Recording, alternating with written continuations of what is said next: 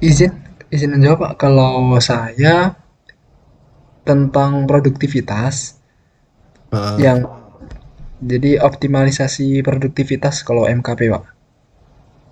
Mm. MKP-nya mata kuliahnya apa terus? Kalau kalau kemarin saya dengan teman-teman key-in MKP, apa itu namanya ya? Apa namanya Dadan? Hmm. Mat Kapita Selecta, Pak. Kapita Kapita Selekta. Selecta. Iya. Mm-mm. Nah, kalian untuk MKP bikin laporan. Bikin laporan ya, berarti kan tiga ya kalian ya bikin laporan tuh. Bikin laporan tiga, satu MKP, satu KP, kemudian baru tugas akhir. Nih, paling itu. eh Nek dan Hilmi anu ya, di Yamaha KP-nya ambil apa? Oke. Izin menjawab Pak, kalau Hilmi sendiri, nah ini yang mau saya tanyakan sebenarnya. Hmm, Nah, hmm. pertanyaan tadi Pak Suger, saya masih kebingungan Pak, karena kondisinya di sini KP saya sudah mulai KP ya, sudah mulai KP dengan menyusun laporannya itu tentang kualitas, Pak. Nah, Terus? kemudian berhubungan dengan proyek saya yang ternyata mulai dimulainya proyek itu di bulan Desember ini. Sementara saya dengan teman-teman Yamaha tersisa tinggal 3 bulan lagi mungkin ya, dua bulan lah gitu, Hmm. 2 bulan lebih dikit. Nah itu, jadi untuk KP kemungkinan saya ngambilnya kualitas. Nah tetapi mungkin ada kemungkinan tidak linear dengan topik TA nanti gitu Pak. Nggak apa-apa. Kalau Dadan? Iya. Ya, Pak. Untuk saya masih rencananya itu untuk apa? Mau ngambil identifikasi pemborosan sama usulan Kaizen, Pak, dengan pendekatan work sampling. Kalau TA-nya? Untuk TA-nya saya masih belum ini, Pak. Hmm. Gini, mungkin Nek Alim karena sudah setor ini ya, laporan KP ya.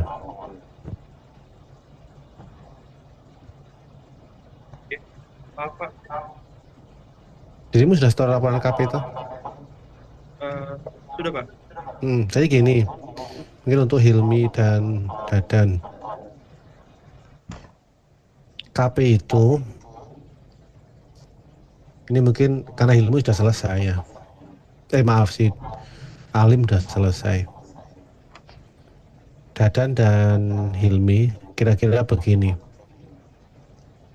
Kalau bisa KP itu nanti jadi latar belakang masalah sebetulnya. Kalau bisa. Jadi sekali jalan. Jadi kira-kira nanti di laporan KP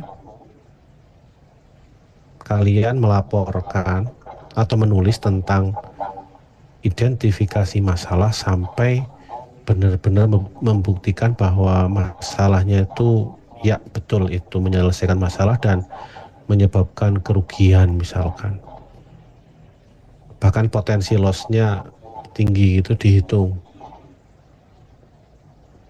Nah, tugas akhir itu baru menyelesaikan permasalahan yang ada. Jadi misalkan kayak tadi Dadan identifikasi pemborosan. Oke, berarti pakai time study kemudian disampaikan ternyata datanya begini, dibuat laporan benar nih terjadi pemborosan sehingga kita bisa mengidentifikasi ada VA non NNVA dan NVA gitu. Udah cukup sampai situ. Dan kalau dibiarkan VA NNVA ini akan menyebabkan potensi kerusakan, potensi kerugian. Nah, di KP disampaikan aja itu dibahas tuh kerugiannya misalkan. Kalau misalkan terjadi kalau tidak ada kerugian bagaimana? Ya berarti kayak potensi loss aja gitu. Atau bahkan potensi profit jika ini diterapin. Tapi tidak membahas tentang penyelesaian dari apa yang sudah dirimu temukan. Jadi contoh tadi Dadan ya, misalkan tadi identifikasi dengan cycle time itu dihitung semuanya, kemudian sampai cukup sampai benar-benar bisa membuktikan bahwa oke, di sini ada terjadi pemrosesan misalkan entah itu nanti motion, entah itu apa ya, tergantung dari identifikasi masalah yang berhasil Dadan kumpulkan. Nah kemudian tugas akhirnya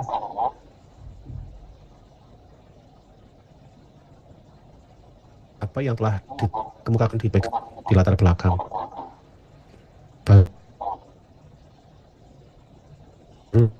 Nah nanti di tugas akhir menyelesaikanlah yang ada. Dengan begitu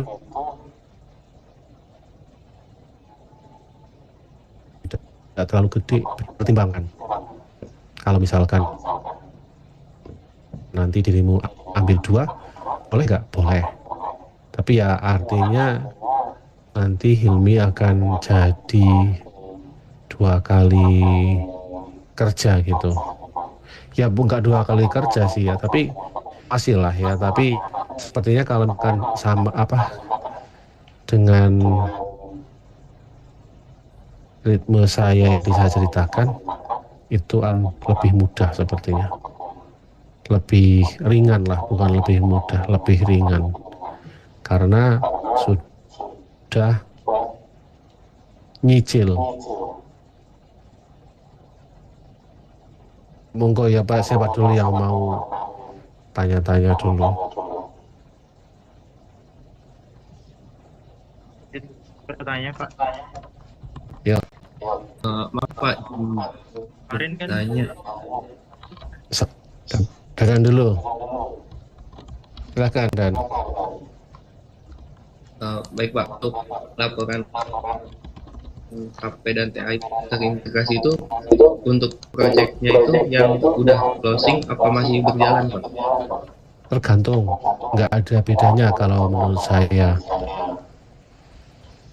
Syukur-syukur closing berarti sudah bisa proof, sudah bisa membuktikan bahwa usulanmu diterapkan dan sudah berhasil. Tapi sekali lagi, kadang-kadang antara praktek dan akademik itu agak berbeda, itu nanti yang kemudian bisa kita olah. Kadang-kadang prakteknya itu dalam konteks pandangan akademik itu terlalu simpel atau langsung shortcut gitu ya. Tapi dalam akademik kan misalkan ya contoh, ada banyak masalah. Mungkin dalam prakteknya ya udah misalkan ada ABCD, ya udah saya fokusnya pada C gitu. Kan tidak ada dalil apapun. Tapi dalam akademik misalkan kita harus pakai Pareto, pakai histogram. Itu contohnya kira-kira seperti itu. Alim?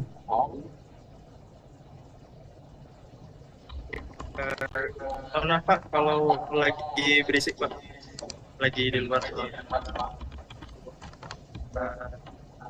Sebelumnya yang mau saya pertanyakan itu yang tentang laporan kerja prakteknya dulu Pak.